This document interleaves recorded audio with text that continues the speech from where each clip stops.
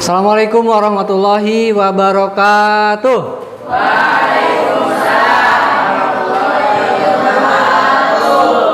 Kaifa halukum? Supaya ada nuansa dan suasana baru, jadi ketika anak tanya kaifa halukum, jawabannya jangan cuman alhamdulillah bi khair, tapi pakai gerakan ya.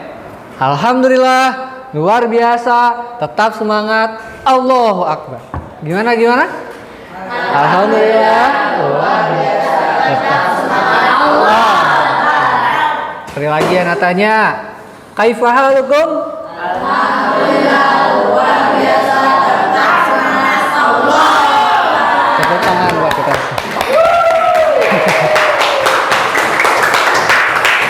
Oke, baik. Bismillahirrahmanirrahim. Assalamualaikum warahmatullahi wabarakatuh. Insyaallah pada pertemuan kali ini kita akan belajar tentang sejarah perumusan Pancasila sebagai dasar negara.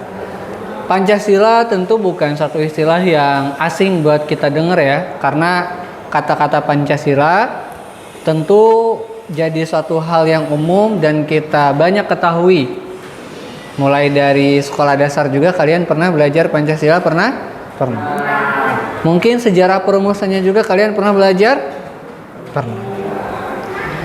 Nah, sebelum kita belajar tentang sejarah perumusan Pancasila, mari kita meminta pertolongan kepada Allah supaya apa yang kita pelajari hari ini itu benar-benar masuk ke dalam pikiran, perasaan, hati kita, supaya pengetahuan yang baru itu bisa merubah perilaku kita semua. Amin ya robbal alamin. Kayaknya siapa? Banyu, silakan pimpin doa Banyu. Sebelum kita mulai pelajaran, marilah kita berdoa dulu. Berdoa dimulai. Bismillahirrahmanirrahim.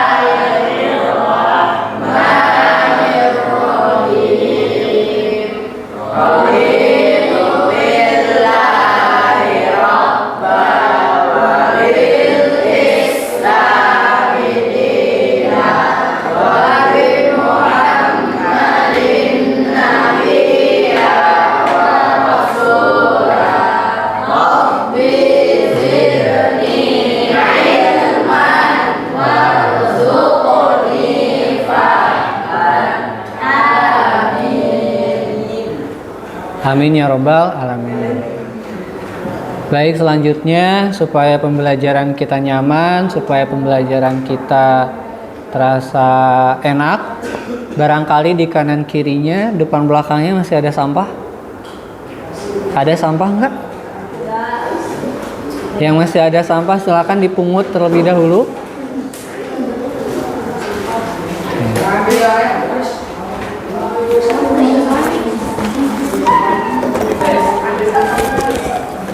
Udah dipungut sampahnya? Baik.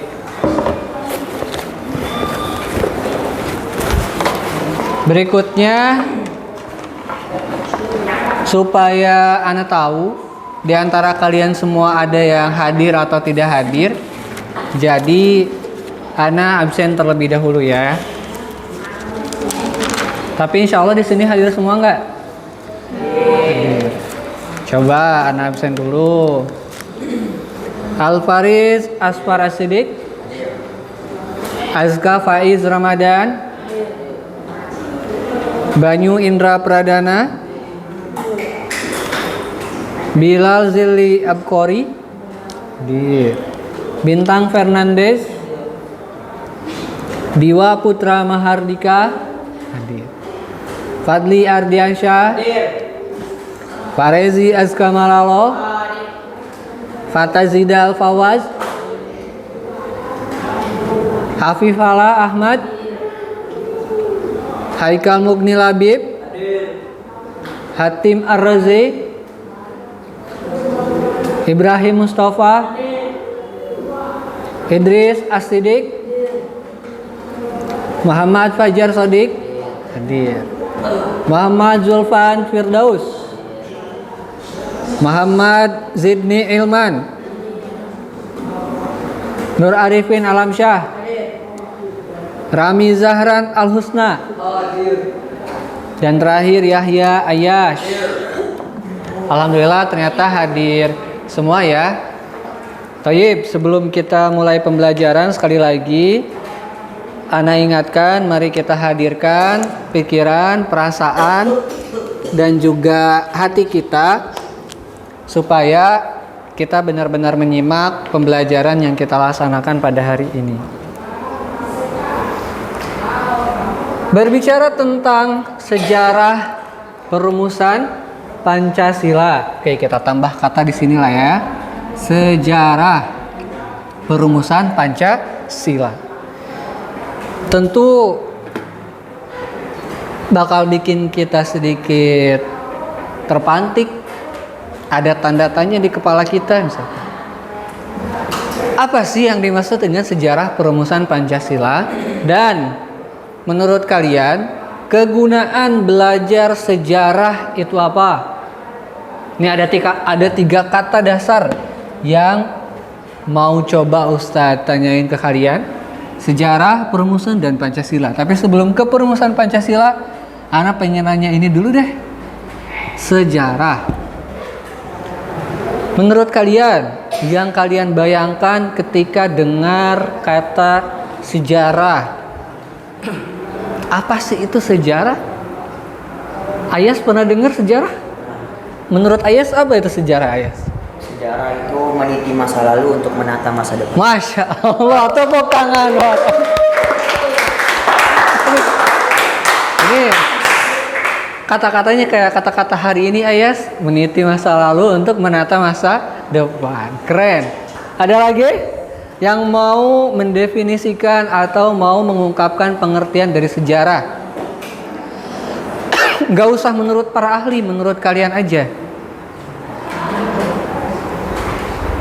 Coba Julpan, menurut kamu sejarah apa? Kisah masa lalu untuk diambil pelajaran. Apa? Kisah masa lalu untuk diambil pelajaran. Kisah masa lalu untuk diambil pelajaran. Ini kita ngomongin masa lalu mulu nih. Kalian punya masa lalu? Punya? Tentu, semua punya masa lalu.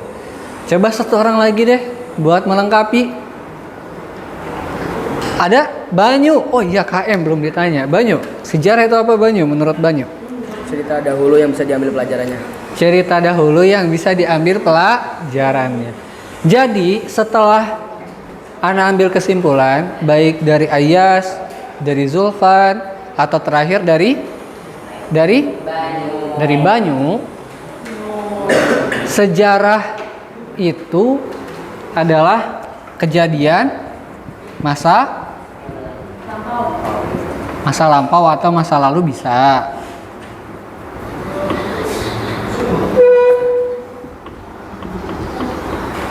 Sejarah itu adalah kejadian masa lampau atau masa lalu.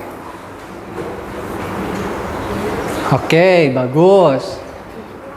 Dan sekarang Ustadz mau sedikit menjelaskan pengertian sejarah dari sudut pandang bahasa. Dari sudut pandang apa tadi? Bahasa. Secara bahasa, sejarah itu apa sih? Diambil dari kata apa? Agak sedikit mirip-mirip dengan bahasa Arab nih, sejarah. Apa? Hah? Bisa siroh. Tapi serapan kata bahasa Indonesia dari bahasa Arab itu bukan dari siroh sebetulnya. Walaupun sama-sama kalau kita terjemahkan sejarah. Tapi kalau misalkan sejarah dari bahasa Arab itu bukan siroh, tapi ini nih. Coba baca ini apa? Syajaratun. Artinya apa? Ana mau tanya dong. Memang apa hubungannya sih antara kejadian masa lampau atau masa lalu dengan pohon? Karena kalau dilihat dari segi linguistik atau ilmu bahasa, sejarah itu kalimat serapan yang diambil dari bahasa asing, yakni bahasa Arab. Syajaratun, jadi sejarah. Memang hubungannya apa? Ada yang bisa jelasin? Kalau gitu Ustadz mau minta bantuan dong ke orang yang pintar gambar. Ada yang pintar gambar? Zulfan lagi. Zulfan, tolong gambarin pohon di sebelah kanan. Di sini nih. Gambarin pohon.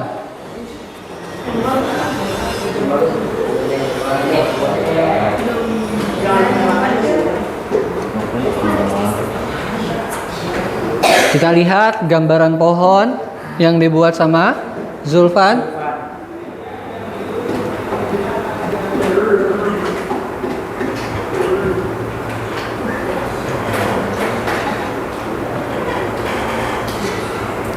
Pohon apa nih?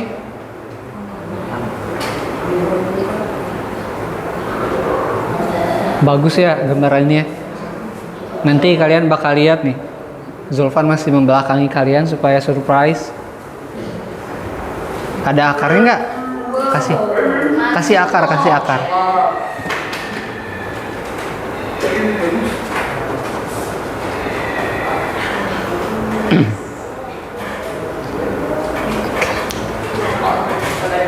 Oke, sip. Keren. Boleh duduk lagi, tepuk tangan buat Zulfan.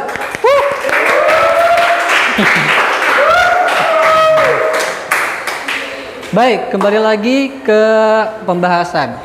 Apa hubungannya antara sejarah yang kemudian diambil katanya dari bahasa Arab dengan akar kata syajarah yang artinya pohon.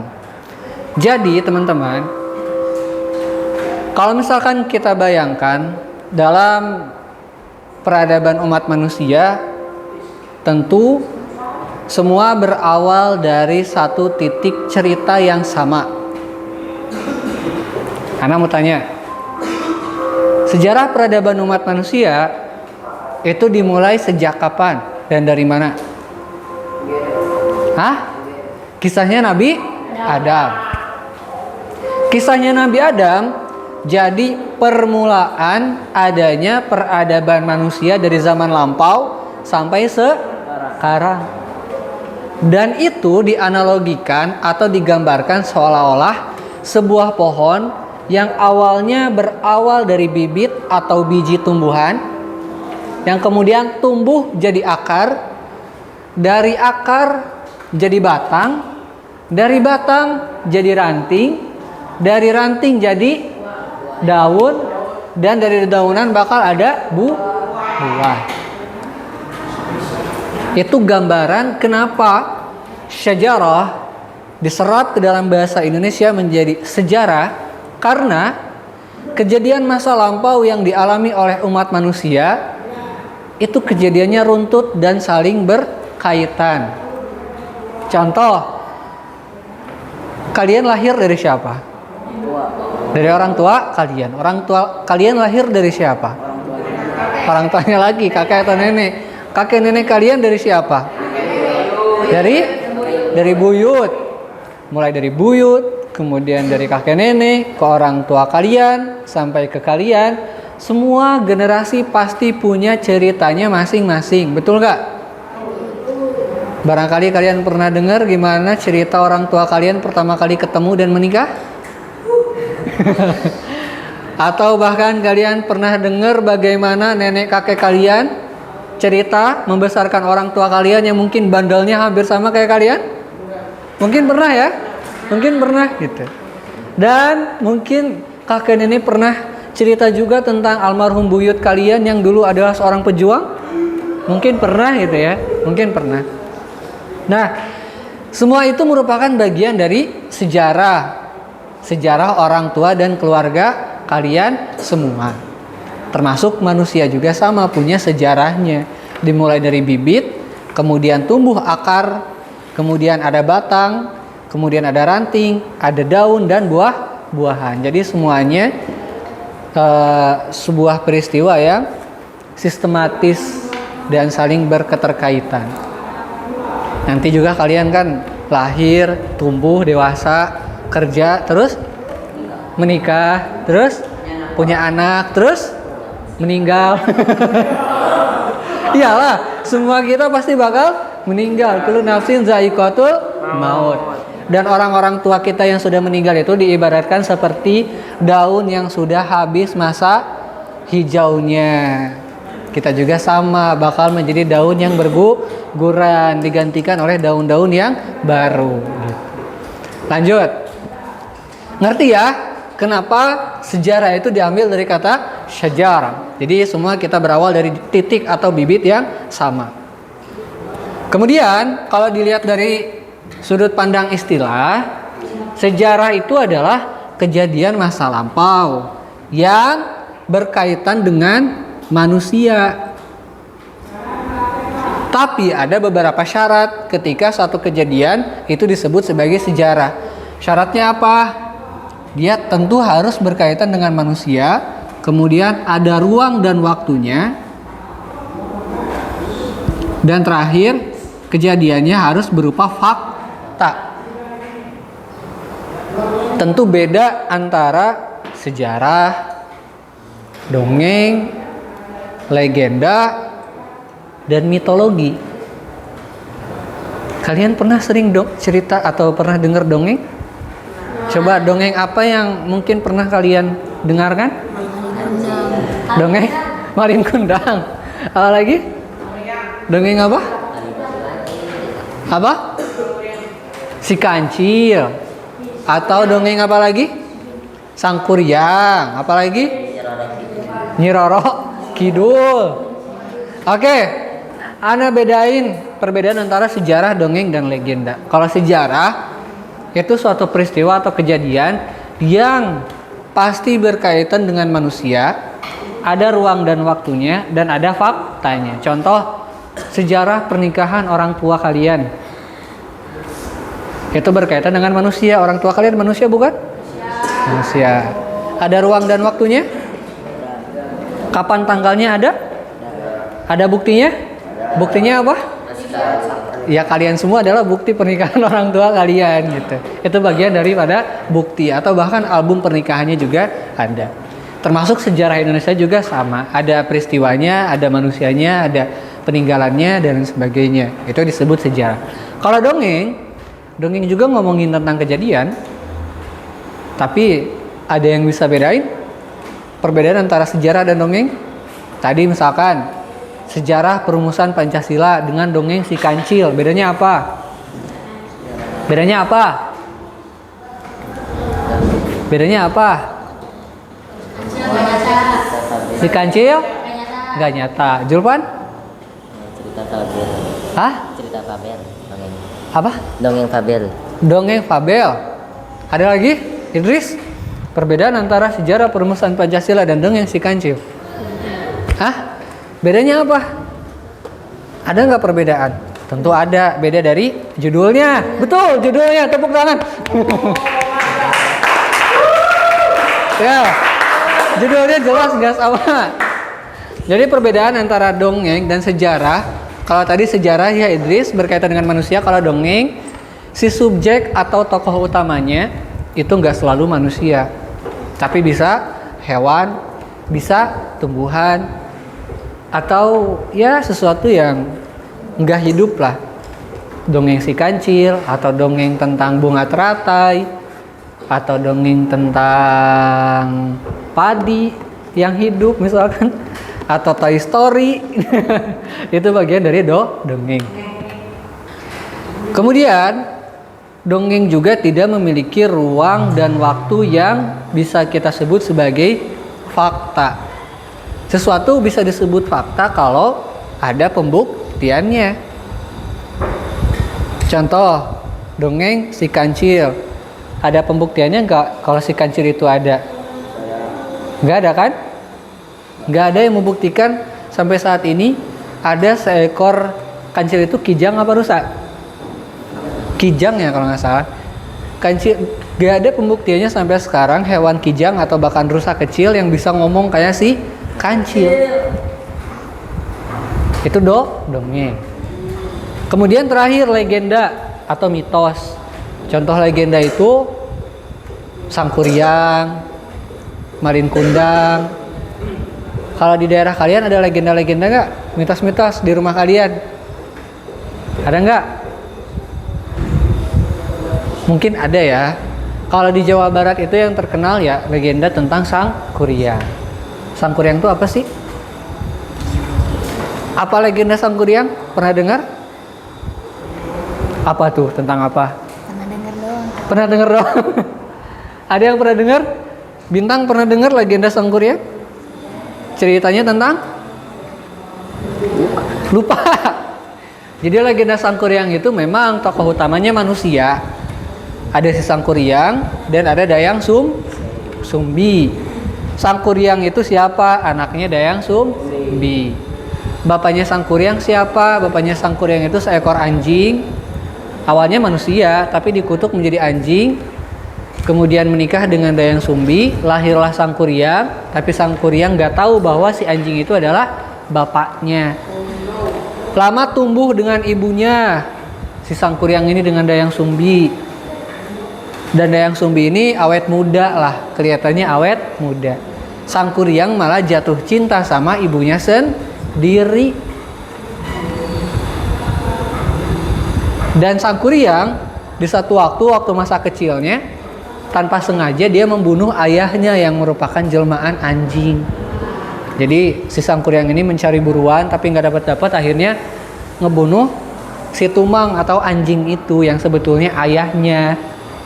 Dibawa ke rumah, dimasakin daging, tahu-taunya itu tuh daging ayahnya yang jadi jelmaan seekor anjing.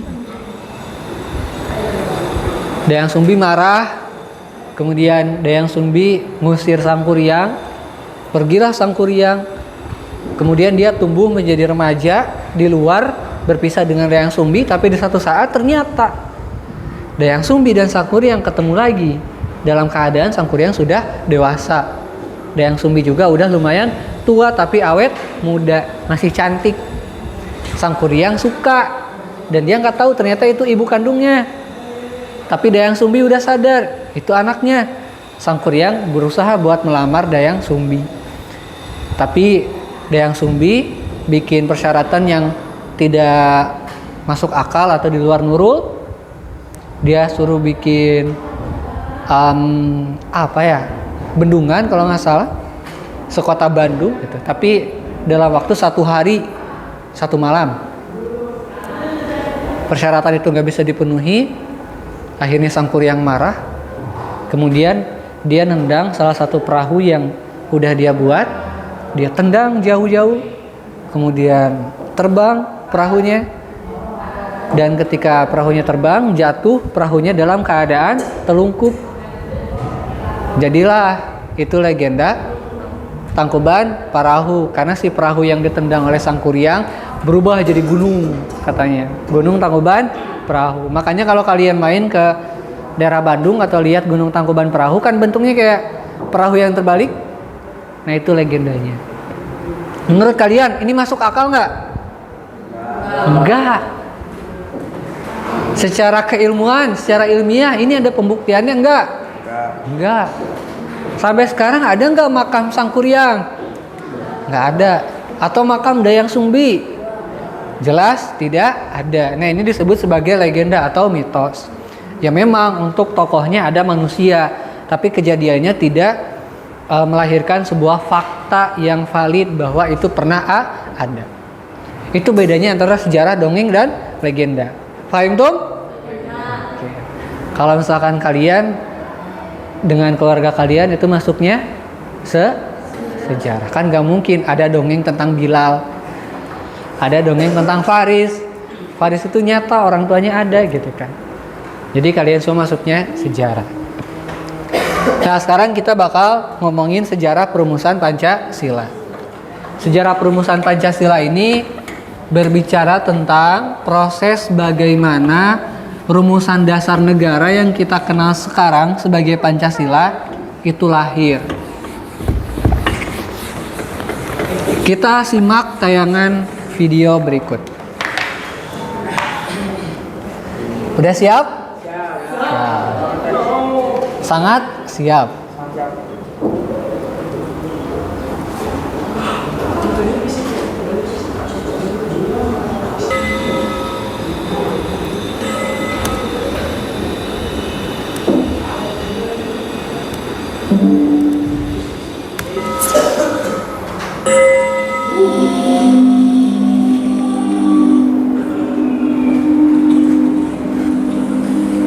Simak baik-baik ya. Secara resmi BPUPKI dilantik oleh Jepang dengan anggota yang berjumlah. Ada pertanyaan sekitar 5. Berapa lama sih Jepang menjajah Indonesia? Berapa lama? Tadi kan ada sejarah yang bilang Belanda menyerah kepada Jepang di Kalijati Subang. Tahun berapa? 42. Dan Jepang menyerahkan kekuasaannya kepada Indonesia tahun? Berarti kurang lebih Jepang berkuasa selama 3 tahun. Kemudian nama lain dari kerja paksa yang dilakukan Jepang apa ya? Pernah dengar? Apa? Rodima zaman Belanda.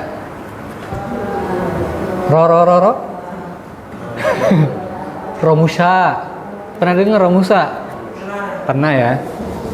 Kemudian yang ketiga, apa sih peran Muhammad Yamin, Supomo, dan Soekarno dalam perumusan Pancasila? Ini pernah kita bahas.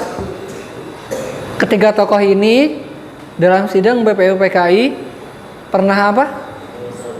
Yang kencang? Mengusulkan apa? Coba Ayas, mengusulkan apa? Menggagas isi poin-poin Pancasila. Menggagas isi poin-poin Pancasila. Fajar? Mengusulkan apa? Menurut Fajar?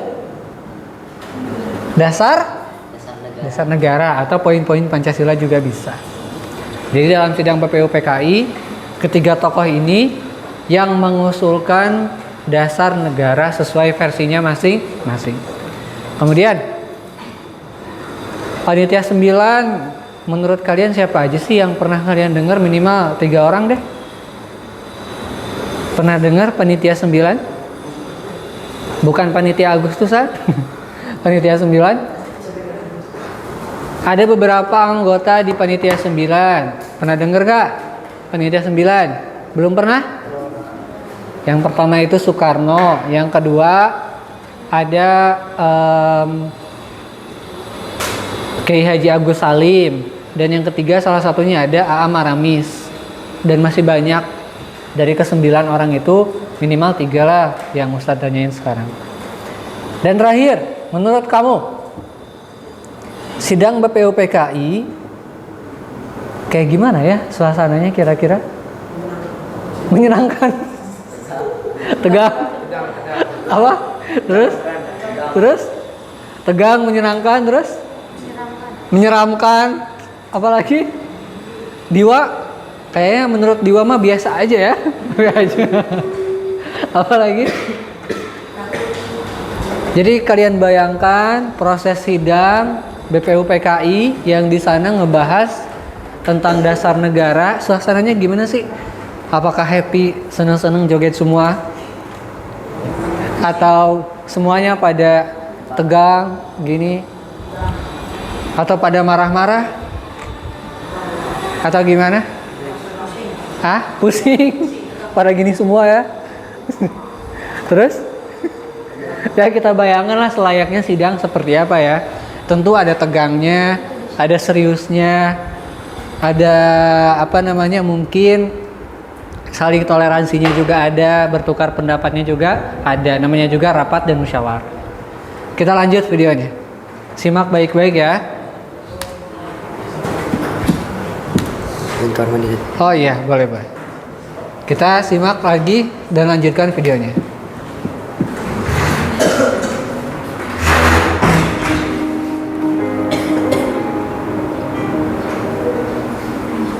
Sidang BPUPKI pertama dilaksanakan selama 4 hari, mulai dari tanggal 20. BPUPKI kedua adalah membahas tentang bentuk negara.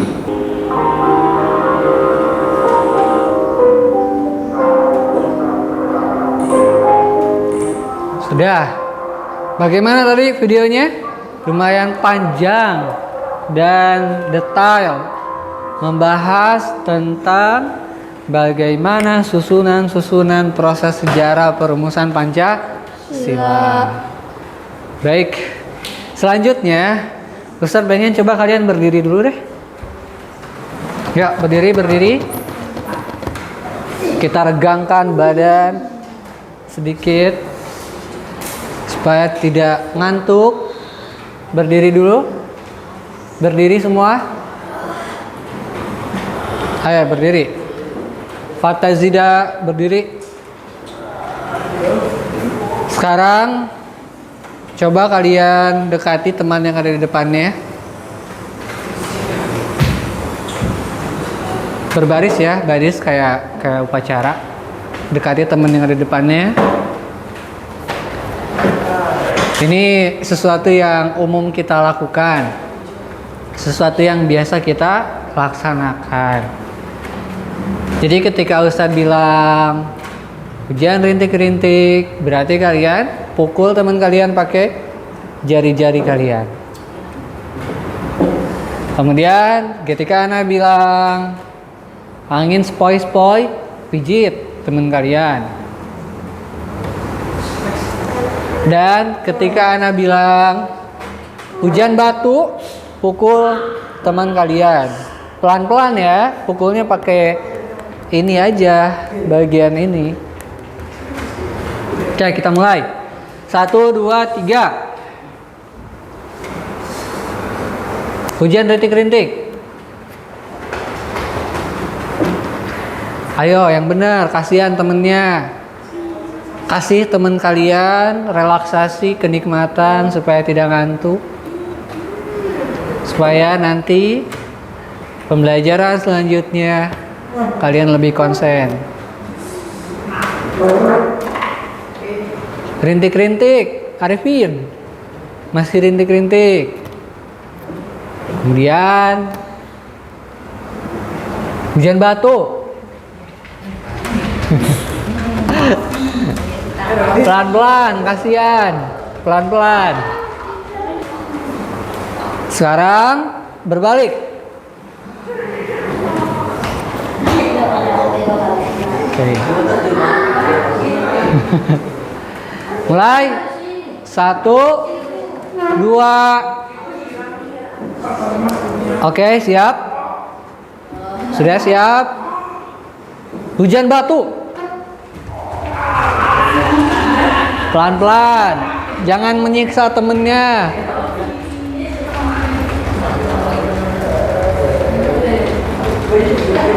Angin sepoi-sepoi. Pijitin yang enak.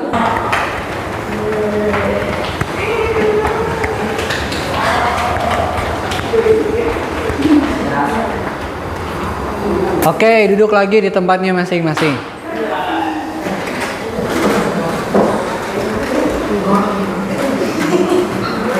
Baik, selanjutnya supaya tes konsentrasi kalian ke hamam. Iya.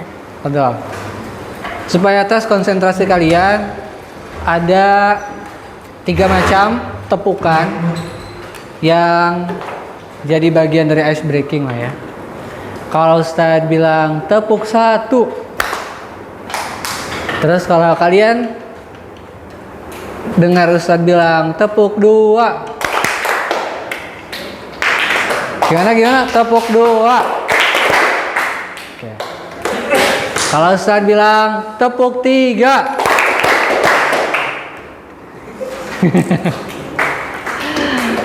Ulangi. Bukan gitu ya. Kalau tepuk 2-nya kita rubah ya. Gitu ya. Oke. Terus terakhir tepuk 3. Terakhirnya yang kencang. Ulangi, tepuk 3. Ulangi, 1, 2, 3, tepuk 3. Oke, kita mulai. Tepuk 1, tepuk 2, tepuk 3. Oke, bagus. Kita lanjut lagi ya. Materi berikutnya. Tadi kita udah lihat bagaimana tayangan sejarah perumusan Pancasila yang cukup detail dan panjang. Ada beberapa ringkasan yang mau Ustadz sampaikan.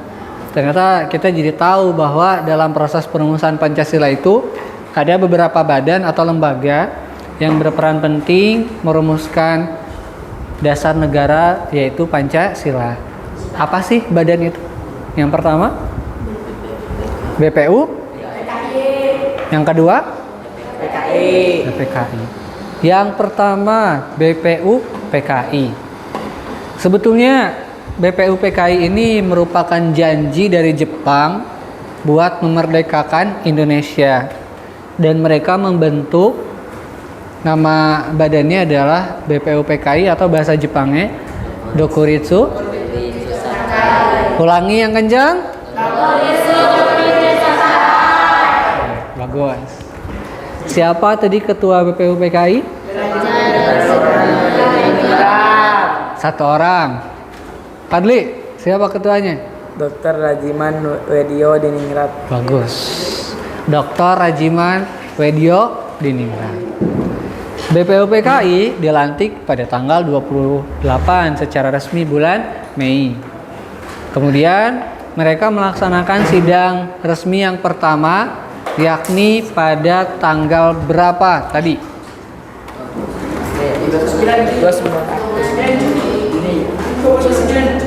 29 Juni 1945. Dalam sidang yang pertama ini berlangsung kurang lebih 3-4 harian ya. 29, 30, 31 sampai tanggal 1 Juni. Dalam sidang ini dihasilkan beberapa keputusan. Salah satunya adalah usulan-usulan tentang dasar negara yang disampaikan oleh siapa? Coba Idris, yang pertama tadi sama siapa disampaikannya? Yang usulan negara itu? Muhammad Yamin. Terus yang kedua, Faris? Dr. Supomo. Yang ketiga, Rami? Insinyur Soekarno. Nah, dari ketiga rumusan ini ternyata belum ada keputusan final yang mana yang mau dipakai. Akhirnya BPU PKI menindaklanjuti rumusan itu dengan membentuk yang namanya Panitia 9. Kenapa disebut Panitia 9? Coba sebutin dong 3 orang.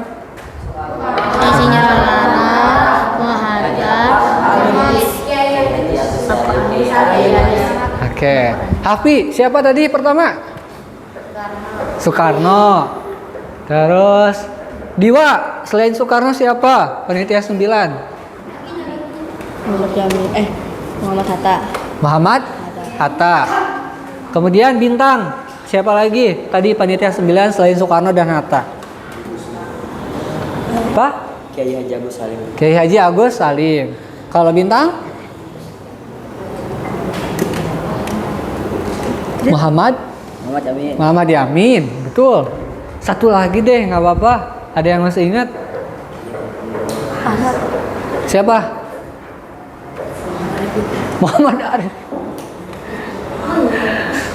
Yang lain. Ada lagi? AA Marimis. AA Maramis. Oke, dari 9 itu nggak apa-apa. Ya udah. Tadi ada Soekarno, ada Muhammad Hatta, ada Kiai Haji Wahid Hashim, kemudian Kiai Haji Agus Salim, ada Maramis, kemudian ada Abdul Kahar Muzakkar, kemudian ada Abi Kusno, dan siapa lagi ya tadi? Aduh, lupa lagi. Iya, Ahmad juga ada. Lanjut. Nah, hasil dari rapat Panitia 9 itu melahirkan suatu naskah yang disebut sebagai Piagam Jakarta, yang isinya beberapa poin Pancasila yang kita kenal sekarang. Tapi kalau di Piagam Jakarta itu di sila pertama beda dengan Pancasila yang sekarang. Kalau di sila pertama yang Pancasila sekarang bunyinya apa? Yang kencang? Kalau di Piagam Jakarta, ketuhanan dan kewajiban menjalankan syariat Islam bagi pemeluknya. Itu di Piagam Jakarta. Tapi ada proses diskusi yang membuat kalimat di sila pertama yang ada di Piagam Jakarta itu dirubah menjadi ketuhanan yang Maha Esa. Kenapa dirubah? Kenapa? Indonesia tak hanya Islam orang-orangnya. Karena Tak hanya berisi orang-orang Islam. Karena Indonesia tidak hanya berisi orang-orang Islam. Ada agama apa aja di Indonesia? Kristen, Katolik, Buddha, Konghucu, Hindu. Bagus. Jadi dirubah kata-katanya menjadi ketuhanan yang Maha supaya mengakui eksistensi atau keberadaan agama lain selain agama Islam. Betul, pintar. Nah setelah itu ketika BPUPKI sudah merumuskan dasar negara dan lain sebagainya, tugasnya selesai, dibubarkan tanggal 7 Agustus, dilanjutkan tugasnya oleh PPKI. Ada perbedaan tugas antara BPUPKI dan PPKI. Apa aja perbedaannya? Nanti kita bahas di slide berikutnya. Ini sedang BPUPKI pertama sudah, panitia 9 sudah, poin-poinnya juga sudah. Nah ini perbandingan antara BPUPKI dan PPKI. Yang pertama ini kurang kelihatan gede ya, white.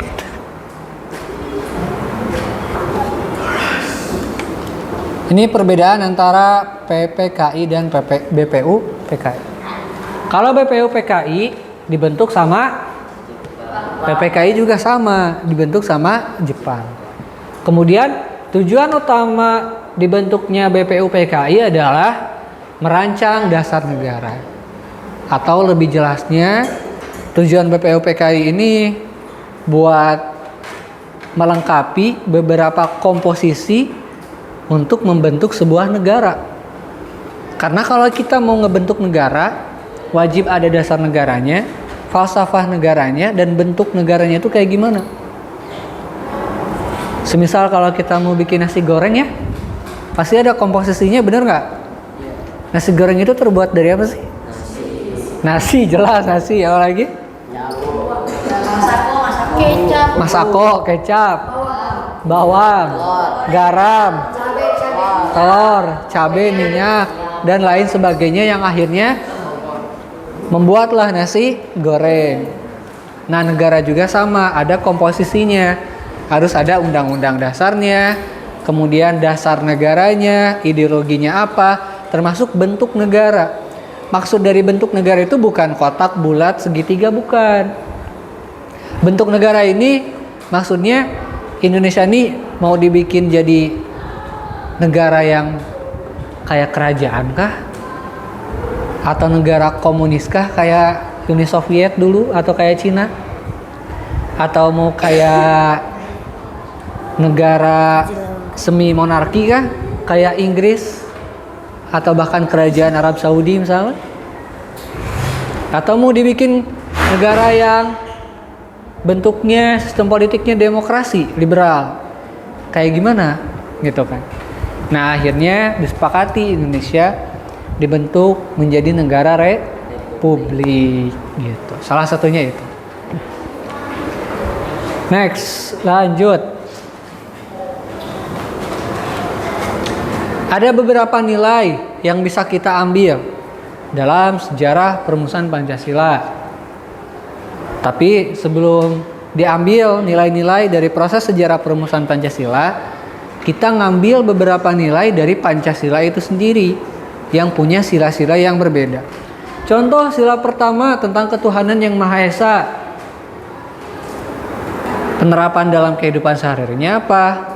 Yaitu kita beribadah dengan rajin, juga mengakui dengan toleransi adanya agama lain.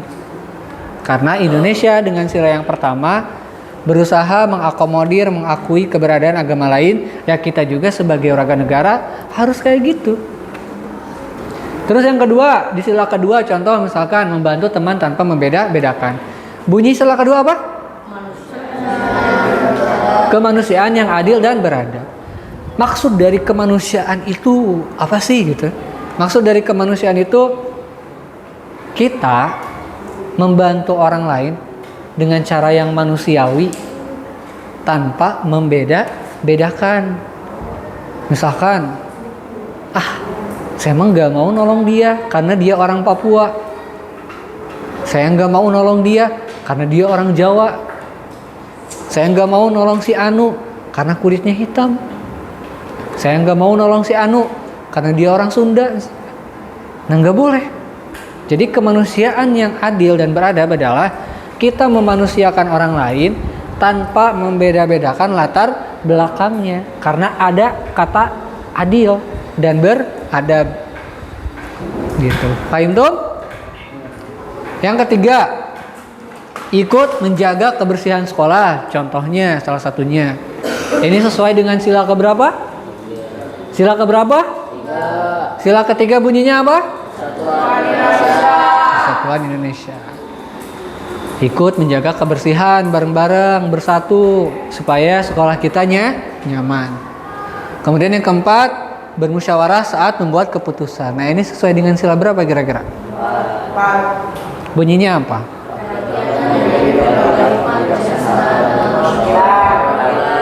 Bagus. Musyawarah untuk mengambil mufakat. Dan terakhir, berbagi dengan teman yang membutuhkan. Misalkan di sekolah ada teman yang butuh sesuatu, jangan didiemin, tapi kalian tolong dan bagi kalau kalian mampu. Nah kalau yang kelima ini sesuai dengan prinsip sila keberapa? 5. Apa tuh sila kelima? Keadilan sosial bagi seluruh rakyat Indonesia. Kalau dalam teorinya Karl Marx atau ilmu sosial, kalau kalian belajar IPS, kalian belajar IPS nggak? Belajar. Biasanya ada yang disebut dengan, kalau kata Karl Marx ya, kelas sosial. Pernah dengar kelas sosial? Pernah dengar kelas sosial? Jadi kelas sosial itu perbedaan strata atau kedudukan seseorang dalam kehidupan sosial. Ada, kalau dilihat dari harta ya, ada yang kaya, ada yang menengah, ada yang miskin. Nah, kalau misalkan kalian merasa bahwa kalian mampu, harta kalian banyak, tergolong orang yang kaya, kalian lihat di sekolah ada teman kalian yang ekonominya kurang mampu, mau jajan aja malu-malu, mau beli sepatu baru aja nggak ada. Nah, kalian sebagai orang yang merasa mampu, tumbuhkan empati kalian buat bantu teman kalian tadi tanpa memandang kelas atau status sosialnya. Nah, kalian kalau misalkan lihat di lingkungan sekitar kalian ada yang butuh bantuan, entah itu materi, moral, dan lain sebagainya, tolong bantu selagi kalian mampu. Itu anak kelas 5 SD loh. Kalian udah SMP kelas 2 nih. Jadi kepekaan, rasa empati dan simpatinya harus ditumbuhkan sesuai dengan prinsip Pancasila yang kelima tentang keadilan sosial bagi seluruh rakyat Indonesia. Paham tuh? Baik. Kehamam. Ya udah. Nah, ini ada 2 gambar. Coba dong. Haikal. Menurut Haikal, dari 2 gambar ini yang paling menunjukkan nilai-nilai Pancasila yang mana? Kanan apa kiri? Kanan. Itu gambar tentang apa sih menurut Haikal? Orang yang lagi pada ngapain? Lagi? Saling rangkul. Terus? Ada terjemah lain selain merangkul, saling merangkul? Berteman baik. Saling berteman baik. Kalau yang di kiri?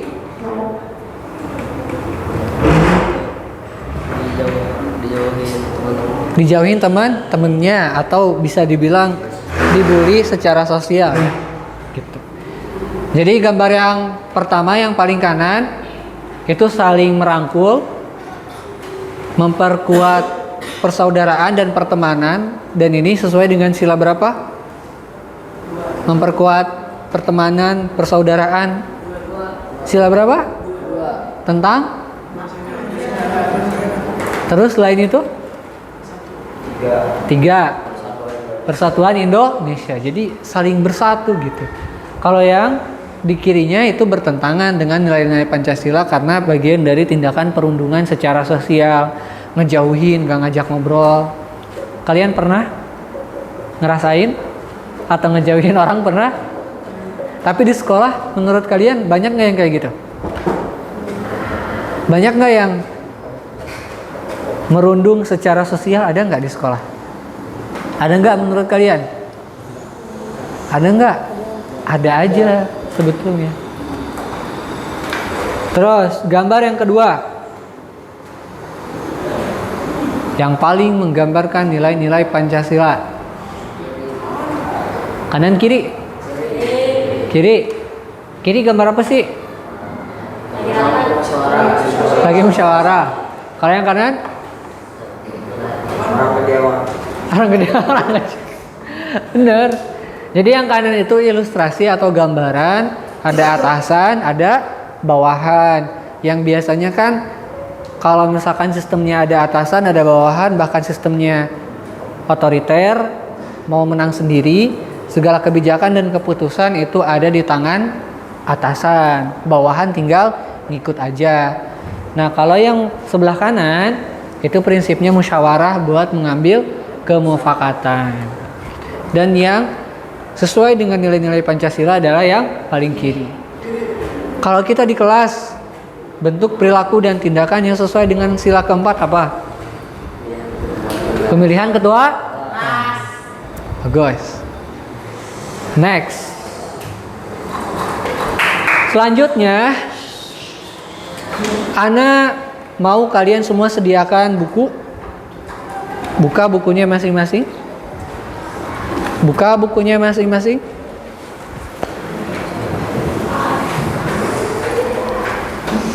Sudah? Kemudian tugasnya adalah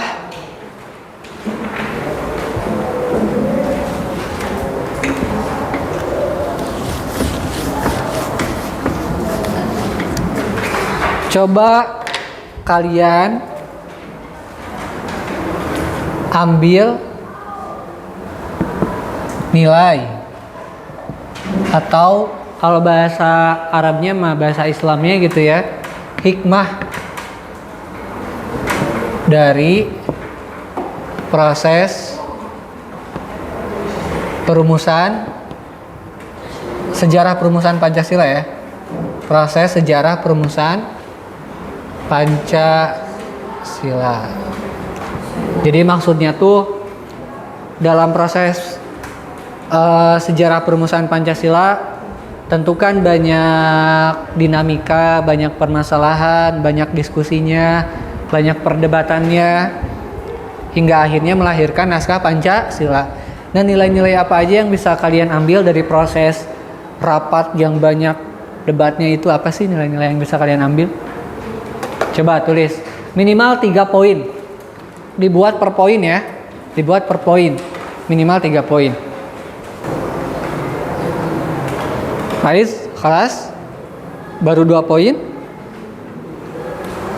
Bintang, Kev, kelas. Oh, iya sudah. Ini baru 1 poin. Kalau sudah, Ana mau satu orang menyebutkan 1 poin yang sudah kalian buat. 1 poin yang sudah kalian buat. Jadi satu orang cukup menyebutkan 1 poin. Kita mulai dari ketua kelas. Banyu, poin pertama. Coba, apa yang kamu buat? Nilai apa yang kamu dapatkan? Menghargai pendapat satu sama lain. Menghargai pendapat satu sama lain. Kenapa kamu ngambil itu? Karena ya, biasanya susah tuh. Karena dari proses sejarah perumusan Pancasila itu banyak diskusinya ya. Yang dimana proses diskusi itu pasti beda-beda pendapat dan kepala. Tapi mereka saling menghargai satu sama lain. Rami, bagaimana poin yang kamu ambil? Menurunkan egoisme sendiri. Yang kencang. Menurunkan egoisme sendiri. Menurunkan egoisme diri sendiri. Bagus. Jadi dalam proses pengambilan keputusan kita nggak boleh merasa paling benar, nggak boleh egois seolah-olah keputusan kita yang paling benar. Bagus. Bilal, saling toleransi bila ada yang kencang. saling toleransi bila ada pendapat yang lain. Saling toleransi bila ada pendapat yang lain atau yang berbeda. Bagus. Jadi kalau kita berinteraksi dengan orang lain, ngambil keputusan, tetap harus saling bertoleransi. Satu lagi deh, Diwa, pengen dengar suaranya. Apa yang kamu buat salah satunya? Jangan malu untuk menyampaikan pendapat. Jangan malu untuk menyampaikan. Bagus banget, tepuk tangan.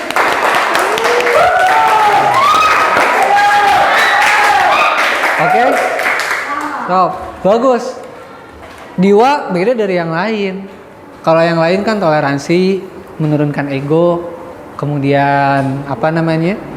Dia tidak merasa paling benar, tapi Diwa jangan malu menyampaikan pendapat. Coba bayangin kalau Soekarno malu-malu. Coba bayangin kalau Supomo malu-malu. Atau Muhammad Yamin malu-malu. Atau semua orang yang ada di sidang BPUPKI semuanya malu. Berarti rapat sidangnya nggak akan hidup. Sampai ide dan gagasannya tidak muncul. Poin-poin yang kalian ambil tadi itu bisa kalian terapkan dalam kehidupan sehari-hari. Mulai dari menurunkan ego, bertoleransi dengan perbedaan, kemudian tidak merasa paling benar, sampai berani mengutarakan pendapat atau gagasan. Sebab perlu kalian ketahui, mundur atau majunya suatu bangsa itu tergantung dari bagaimana penerus bangsa itu berani mengungkapkan ide atau gagasan. Ketika ide dan gagasan diungkapkan lewat keberanian, maka nilai-nilainya akan tersampaikan. Baik, alhamdulillah dari berbagai refleksi kalian tadi, banyak nilai-nilai yang ternyata bisa kita ambil dari sejarah perumusan Pancasila. Mulai dari nilai-nilai persatuan dan kesatuannya, kemudian bagaimana kita bisa menerima pendapat satu sama lain dengan menurunkan ego, kemudian kalau kata Diwa tadi, menyampaikan gagasan dan pendapat dengan berani. Nah, nilai-nilai itu bisa kita terapkan dalam kehidupan sehari-hari. Terlebih di lingkungan sekolah. Kan kita biasa berinteraksi ya, satu sama lain, ngobrol, diskusi, beda pendapat, itu jadi satu hal yang lumrah.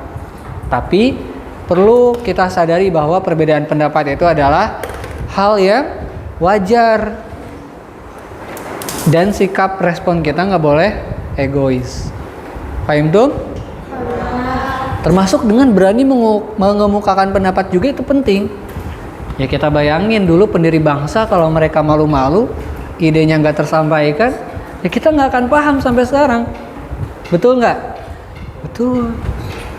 Termasuk ada ungkapan maju mundurnya suatu peradaban tergantung dari bagaimana penerus bangsa tersebut berani mengutarakan gagasan dan pendapat termasuk ide.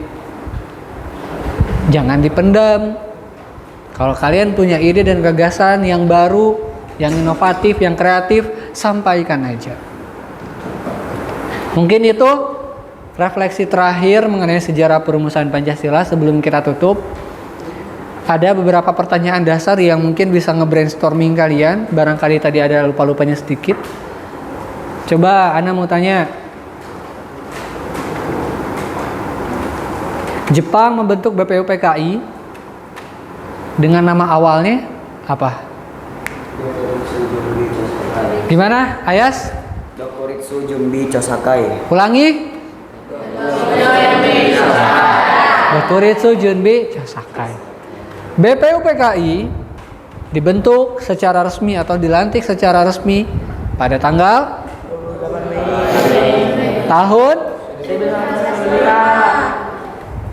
BPUPKI diketuai oleh Dr. Rajiman Medio Diningrat. Rapat pertama BPUPKI dimulai pada tanggal 29 Juni tahun 1945.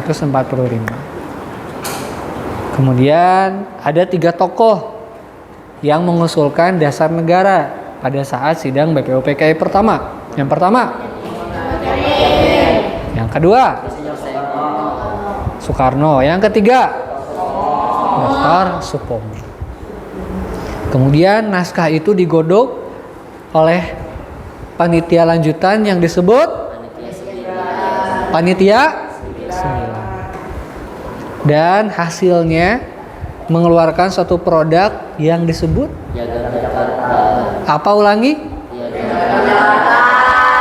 Piagam Jakarta.